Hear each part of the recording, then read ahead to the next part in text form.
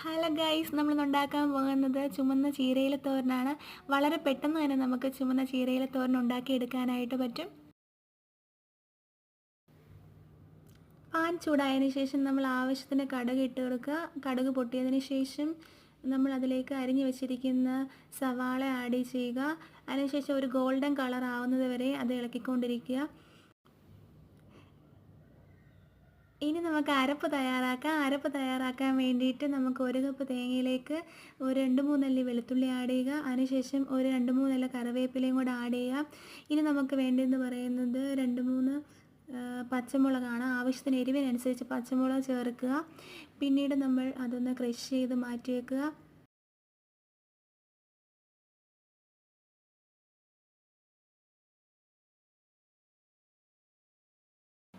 ഉണ്ടാക്കി വെച്ചിരിക്കുന്ന അരപ്പ് ഈ ഉള്ളിയിലോട്ട് ആഡ് ചെയ്ത് കൊടുക്കുക.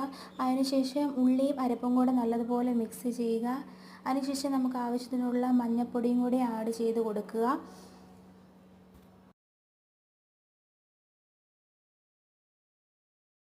മഞ്ഞൾപ്പൊടി ഇട്ടതിന് ശേഷം നല്ലതുപോലെ മിക്സ് ചെയ്യുക. അതിനുശേഷം നമ്മൾ അരിഞ്ഞ് വെച്ചിരിക്കുന്ന ചീര ഇതിലേക്ക് ആഡ് ചെയ്യുക.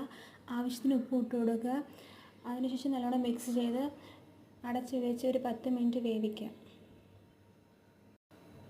ഇത് നമുക്ക് വെള്ളത്തിൻ്റെ ആവശ്യമില്ല, കാരണം ചീരയിലുള്ള വെള്ളം ഉള്ളത് കൊണ്ട് നമുക്കതിന് വെള്ളത്തിൻ്റെ ആവശ്യമില്ല. വെള്ളം ഒഴിക്കാതെ തന്നെ നമുക്ക് ഇത് കുക്ക് ചെയ്തെടുക്കാനായിട്ട് പറ്റും.